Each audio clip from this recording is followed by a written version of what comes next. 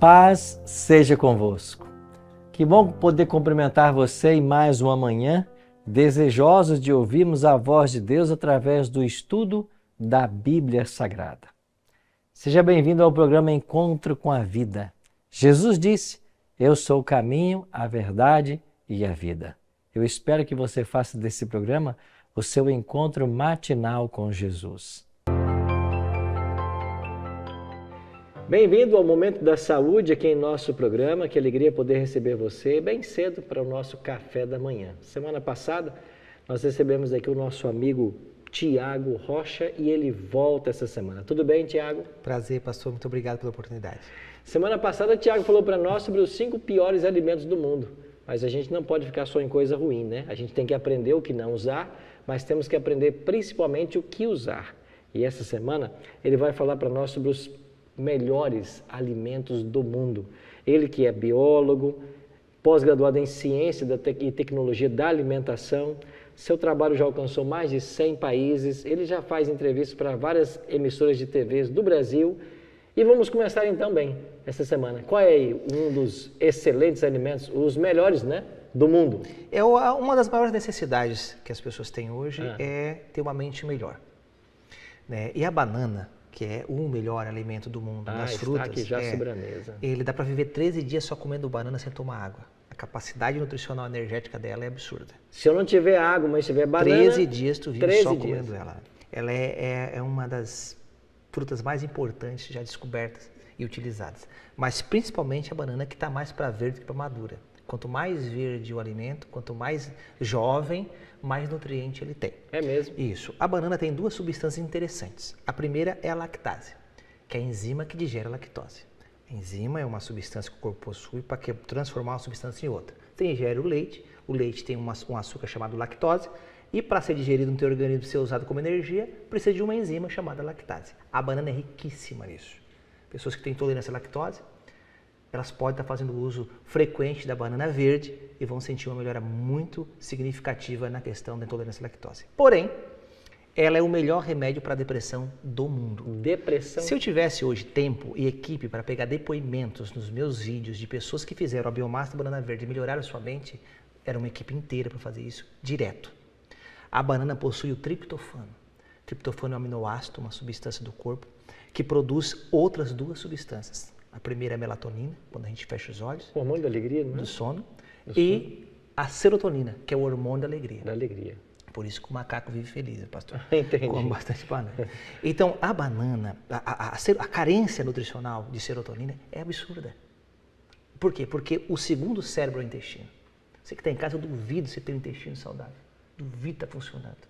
Aí eu vou aos pés, tem que ser 3 vezes por dia fezes pastosas. E outra, a perfeição do intestino está dos animais. Animal não usa papel higiênico. Entendeu o que eu quis dizer para você? Então, intestino, estamos com um problema gravíssimo. E aí não tem produção de serotonina, que é produzida 90% lá no intestino. Então, a base hoje de depressão é espiritual, emocional, mas muitas vezes mais química do que qualquer outra coisa. Então, quando falta triptofano, falta a minha alegria. Aí a pessoa tem pensamentos suicidas. Não vou botar todo mundo, mas são estatísticas, tá? 90% das pessoas que se suicidam estão zerados de serotonina. O hormônio que a banana possui. Posso ensinar como é que faz rapidamente? Claro, pode. Você vai pegar 6 bananas verdes, coloca na panela de pressão. Um pouco de água, bota para ferver com casca e tudo. Terminou de cozinhar, coloca em um prato, tira a casca, pode guardar que dá para fazer farinha de banana verde, que é ótimo para o intestino, vai funcionar o intestino, essa fibra. Esmaga bem essa banana que você cozinhou, coloca em saquinhos de 2 colheres e coloca na geladeira. Todo santo dia, durante 30 dias, você faz o uso da biomassa da banana verde. Eu duvido você não melhorar de depressão se ela for química. E por mais que seja emocional, mexe na química. A química do cérebro se desregula por carência nutricional ou por bloqueio emocional. E acaba reduzindo a serotonina e a pessoa fica depressiva. Tem que ser um tipo específico de banana ou qualquer tipo de banana? A caturra é a banana que a gente estudou mais tempo e a que mais tem funcionalidade, mais triptofano. Mas qualquer banana vai resolver, mesmo madura. Por enquanto, mais verde, melhor, mais nutriente. Então a caturra verde vai ser a melhor. A melhor que tem. Olha aí. Que dica boa para você, né? É por isso que a gente está aqui essa semana com o Tiago para vermos os 5 melhores alimentos do mundo. E amanhã a gente volta para estudar o segundo melhor alimento. Aqui está a obra dele, Curas Extraordinárias, os melhores tratamentos naturais do mundo. Você basta acessar a internet, coloca a palestrante Tiago Rocha, você vai saber como adquirir esta obra. Vamos então para o momento da oração intercessora com os nossos pastores e amanhã o Tiago volta.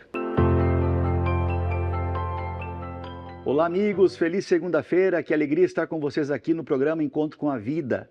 Eu quero mandar um abraço a você que especialmente tem mandado seus recados através das redes sociais.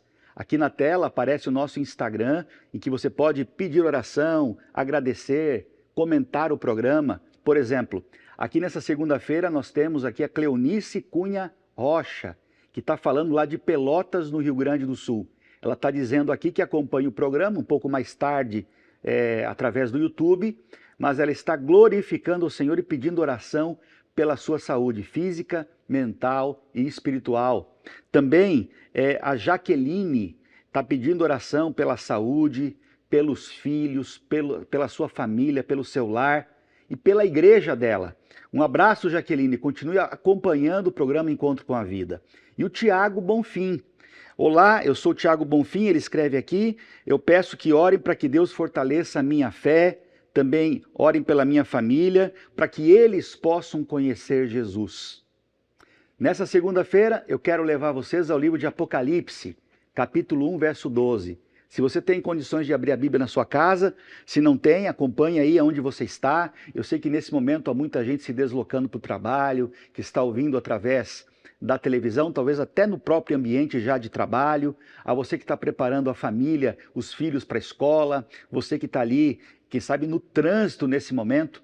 Nosso muito obrigado pela sua audiência e eu quero ler com você aqui então Apocalipse capítulo 1 verso 12, que diz assim: voltei-me para ver quem falava comigo e voltando eu vi 7 candeeiros de ouro e no meio dos candeeiros um semelhante a filho do homem, com vestes talares, cingido, à altura do peito, com uma cinta de ouro. A sua cabeça e cabelos eram brancos como a alva lã, como neve. Os olhos eram como chamas de fogo. Os pés semelhante ao bronze, polido, como que refinado numa fornalha, com a voz de muitas águas. Tinha na mão direita 7 estrelas, e da boca saía-lhe uma afiada espada de 2 gumes. O seu rosto brilhava como o sol na sua força. E diz aqui, no versículo 20, quanto ao mistério das 7 estrelas que viste na minha mão direita e aos 7 candeeiros de ouro, as 7 estrelas são os anjos das 7 igrejas e os 7 candeeiros são as 7 igrejas. Quem escreveu essas palavras foi o apóstolo, o discípulo amado João, lá na ilha de Patmos. Ele é levado ali por Domiciano, que começou a perseguir o povo de Deus, e de uma maneira muito brutal, muitos cristãos estavam sendo mortos. João se hospedou nessa ilha como um refúgio, como alguém que estava condenado, não podia sair dali. As portas desse mundo se fecharam para ele, mas Deus abriu uma janela para o céu. E Deus começa a revelar o futuro a João. E a maneira como João vê Jesus é diferente da maneira como ele viu anos atrás. Quando Jesus passou pela terra, João estava com ele, presente, andando com ele, viveu os 3 anos e meio de ministério de Jesus junto ao lado de Cristo. E ele viu Jesus ser espezinhado, maltratado, ferido, jogado, pendurado na cruz. Mas agora Jesus se demonstra para João como um ser com vestes talares, com a boca como espadas, com pés como bronze, cabelos brancos e alvos, uma cinta de ouro. É uma outra imagem de Cristo. Não é mais o Jesus crucificado, não é mais o Jesus espezinhado, não é mais o Jesus levado à cruz. É um Jesus glorificado. Eu quero começar essa semana com você refletindo sobre esse verso. Como Jesus tem se apresentado a você. Eu sei que é muito importante que a gente reflita sobre a cruz, que a gente possa viver alguns minutos do dia refletindo no sacrifício de Cristo, o marco da história da salvação. Mas eu convido você, no começo dessa semana, a olhar para Jesus glorificado, aquele que anda entre as igrejas, ou seja, ele anda entre nós, ele conhece a nossa situação, ele vê o nosso coração, Aquilo que nós tentamos esconder dos homens, nós não conseguimos esconder de Deus. Ele nos olha e nos vê como ninguém. Ele sabe os nossos pensamentos, Ele escrutina a nossa alma.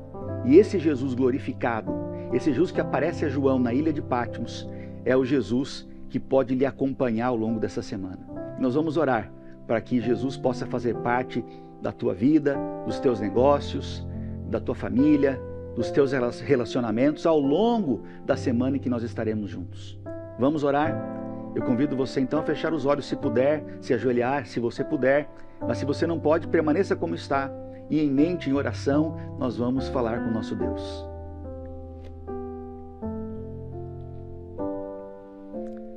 Querido Senhor, te agradecemos por uma semana que começa agora. Nós amamos o Jesus crucificado, aquele que pagou todo o preço na cruz pelos nossos pecados. Se não fosse a cruz, não haveria salvação para cada um de nós. Nós também queremos colocar nossos olhos, especialmente hoje, no Jesus que se apresentou na ilha de Patmos, como Jesus glorificado, o Jesus pleno, que anda entre os candeeiros, que anda entre as igrejas, que conhece as pessoas, que anda entre elas, o Jesus que é o pastor, aquele que administra todas as situações da nossa vida, mesmo aquelas que fogem do controle. Querido Pai, nesse momento abençoa os teus filhos que estão nos assistindo, que estão nos ouvindo, que recebam a bênção da glória do Senhor Jesus Cristo. É o meu desejo em oração e o faço em nome de Jesus. Amém.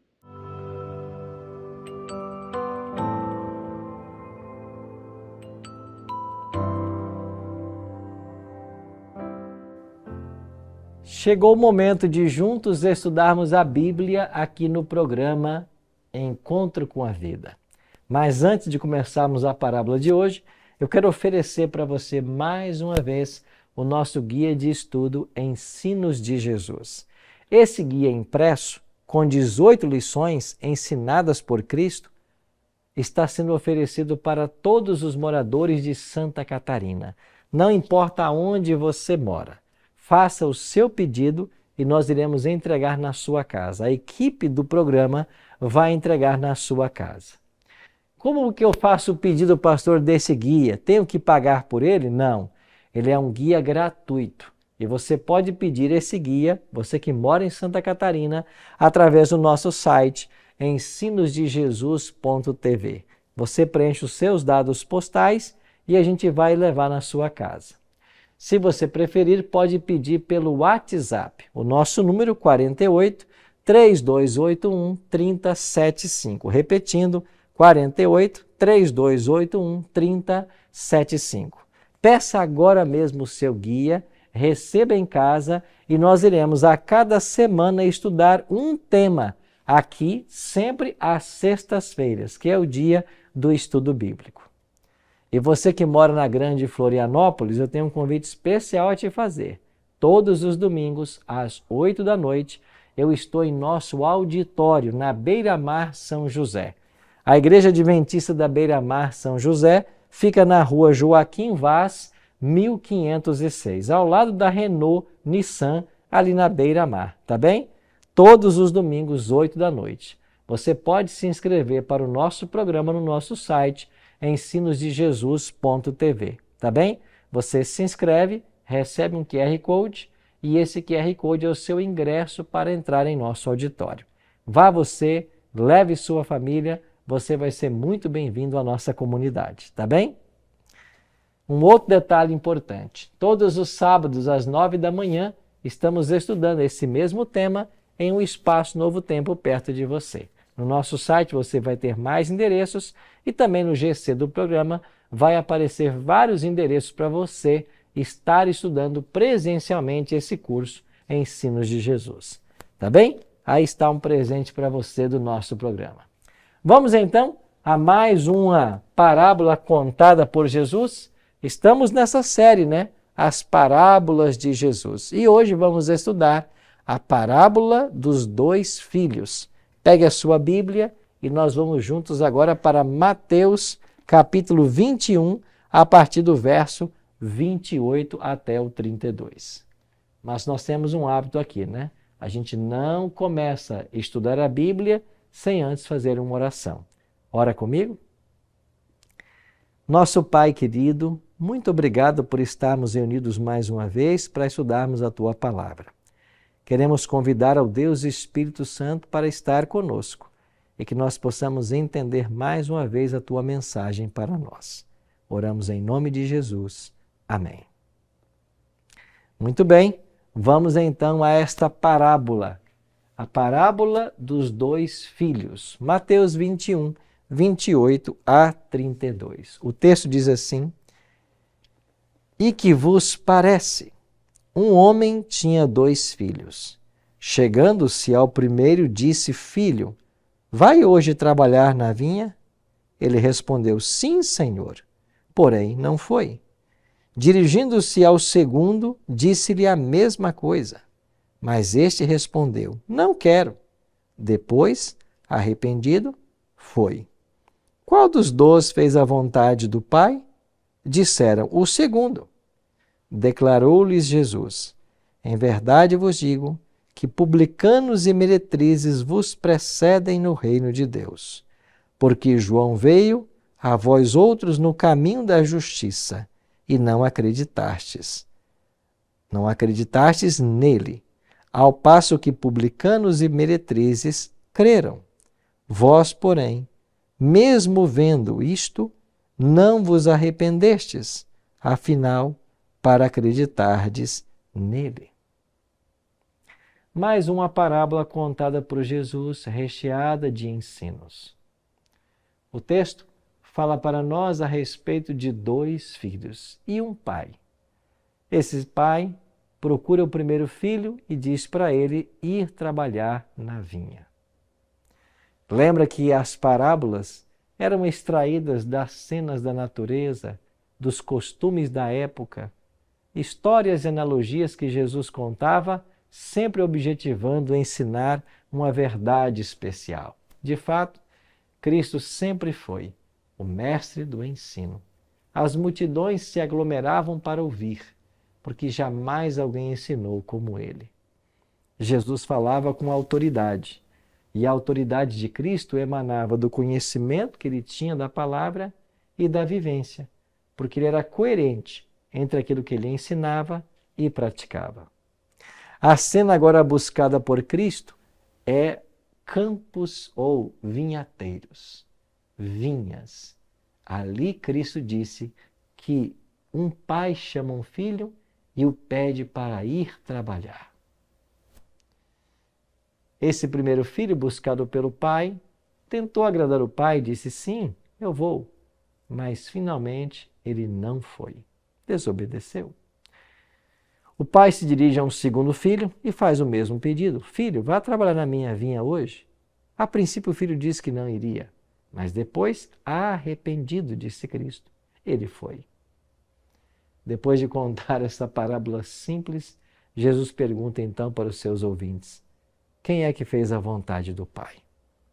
Eles foram unânimes em sua resposta. Claro, o segundo. Porque, mesmo dizendo que não iria, ele foi.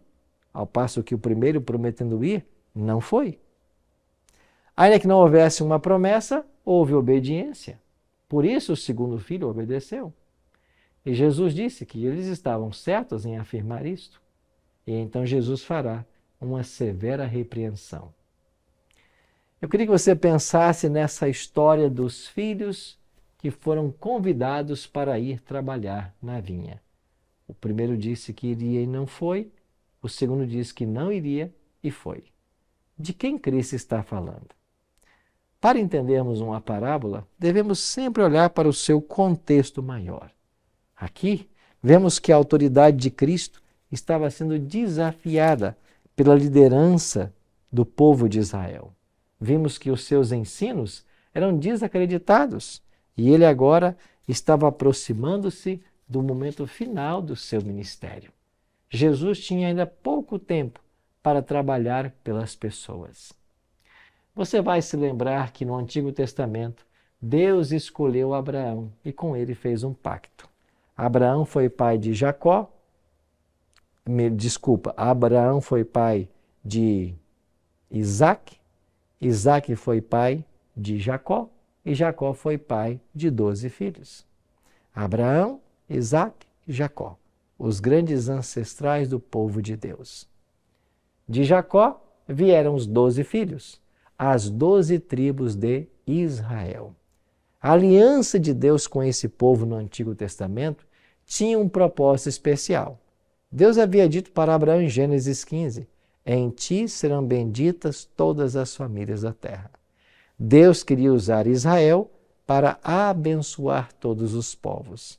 E Israel seria uma bênção, na medida que eles se relacionassem com Deus e que eles mantivessem as verdades do Senhor perante as nações. Que eles pregassem o evangelho a eles dados e que eles ajudassem outras pessoas em seu preparo para o Messias. Infelizmente, Israel não cumpriu o seu propósito. Na sua história, temos altos e baixos. Quando chegamos no tempo de Daniel, Deus deu para Israel 490 anos de oportunidade, ou 70 semanas. Isso está lá em Daniel capítulo 9.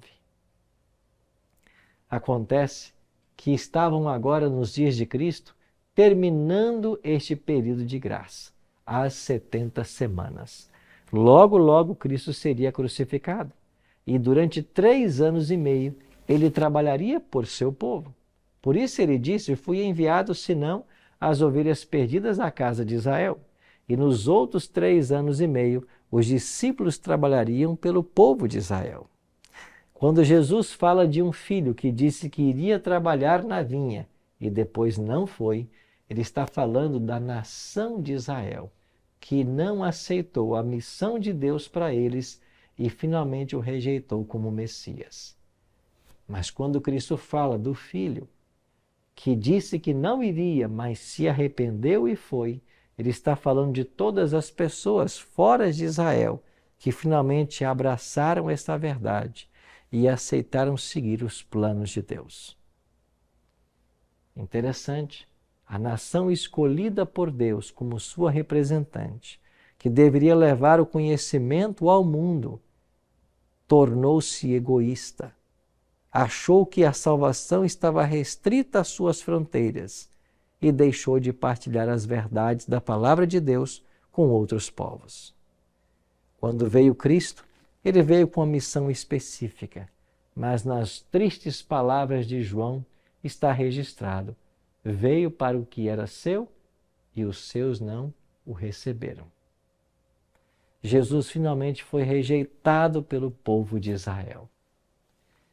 Qual dos dois fez a vontade do Pai? Jesus perguntou. O segundo, eles disseram. Então Jesus faz uma declaração forte para esse povo. Em verdade vos digo que os publicanos e meretrizes vos precedem no reino de Deus. Ou seja, o evangelho está sendo pregado. Os publicanos, cobradores de impostos, pessoas odiadas na sociedade, estão ouvindo o chamado. As meretrizes, as prostitutas, estão atendendo os apelos, mas vocês, como povo de Deus, se recusam a cumprir suas ordens. Ao mesmo tempo que foi uma comparação, foi feita uma dura advertência a esse povo. Depois, Jesus continuou a dizer: porque João veio a vós no caminho da justiça e não acreditastes nele, ao passo que publicanos e meretrizes creram. Vós, porém, mesmo vendo isto, não vos arrependestes, afinal, para acreditardes nele. Jesus, então, agora menciona o grande profeta João Batista. Você sabe que João Batista era primo de Jesus e ele é chamado na Bíblia de o precursor de Cristo. Por que ele tem esse título? Porque ele teve a missão de preparar o caminho do Messias. Sobre a sua missão, o profeta havia declarado: voz do que clama no deserto, endireitai os caminhos, endireitai as veredas. João Batista era primo de Jesus, 6 meses mais velho do que ele, e veio para preparar o caminho para o Senhor. Mas na providência divina, os dois nunca haviam se encontrado, senão por ocasião do batismo de Cristo. quando João Batista viu a Cristo, sem perceber completamente o significado de suas palavras, ele declarou, movido pelo Espírito Santo: Eis o Cordeiro de Deus que tira o pecado do mundo. Sim, João não compreendia plenamente o que ele estava dizendo, mas inspirado, instigado pelo Espírito Santo, ele declarou a essencial verdade de que Jesus era o cumprimento tipológico de todos os animais que morriam no santuário no Antigo Testamento. Lá, todos os dias, 2 cordeiros eram sacrificados, um pela manhã e um à tarde. E através do sacrifício desses animais, o povo obtinha perdão. Agora Cristo veio para cumprir o papel tipológico pregado no santuário. E como o cordeiro dava sua vida pelo pecado de outros, Cristo deu sua vida para nos resgatar. João Batista veio anunciando esse Cristo. E finalmente, quando eles se encontraram, Jesus vem a João para pedir-lhe que ele o batize. João reconhece a santidade de Cristo, a sua pecaminosidade, e então diz para Jesus: Tu vens a mim e pedes para ser batizado? Eu é que preciso ser batizado por ti. Jesus responde para João: João, deixa por enquanto, porque assim nos convém cumprir toda a justiça. E então João aceita batizar Jesus. Jesus é batizado, começa seu ministério e logo João será decapitado. Mas, ao longo de todo o seu ministério, João Batista pregou a chegada do Messias e repreendeu as multidões em seus pecados. Aliás, ele teve sua cabeça decapitada por repreender aos pecadores. Sua mensagem não era politicamente correta, mas João tinha o interesse de ser biblicamente correto. Repreendeu as pessoas em seus pecados. E sabe o que aconteceu? Publicanos e meretrizes aceitaram a mensagem de João, se arrependeram e se prepararam para o Messias. Mas em contraste, a nação de Israel, que recebera por séculos profecias messiânicas em todos os seus detalhes, estavam desatentas à vinda do Messias e ao trabalho que deveria ser realizado para que a sua obra avançasse. As profecias do Antigo Testamento haviam apontado que ele nasceria de uma virgem, haviam apontado que ele nasceria em Belém da Judéia, haviam apontado todos os detalhes do seu nascimento, que ele fugiria para o Egito e do Egito seria chamado, que ele seria cheio do Espírito Santo. Mas as profecias não foram suficientes para deixar esta mensagem marcada e observada pelo povo judeu. Os 2 filhos da história representam aqueles que professam ser seguidores, professam seguir e obedecer ao Pai, mas finalmente desobedecem. Ao passo que aquelas meretrizes e prostitutas e publicanos que finalmente não seguiam a Cristo, não estavam atentos às suas orientações, quando começam a ouvir o clamor do Evangelho, se arrependem. Essa é a expressão que Jesus usou. Arrependidas do convite do Pai, foram trabalhar na vinha. Amigos, isso é para mim e para você hoje uma lição muito especial que nós devemos tomar. Muitas vezes temos privilégios religiosos, temos a palavra de Deus em nossas mãos, podemos conhecê-la de Gênesis a Apocalipse, temos a oportunidade de conhecer e praticar a vontade de Deus, mas muitas vezes agimos com leviandade. Muitas vezes tratamos a religião ou relegamos a religião para um segundo plano e damos valor a outras coisas, como se fossem mais importantes. Ao passo que muitas pessoas que não tinham contato com a religião, que viviam longe de Cristo, finalmente ouvem do convite do Evangelho, abandonam suas vidas de pecado, se arrependem e então vêm para trabalhar na vinha do Mestre. Quem é você nessa história? Aonde você está representado? De que lado você aparece nessa história? É você aquele que diz que não vai trabalhar e finalmente trabalha? Ou é aquele que promete que vai e não trabalha? Você é o cristão que vive de promessas e não cumpre suas promessas? Ou é o cristão que, mesmo sem prometer, está comprometido?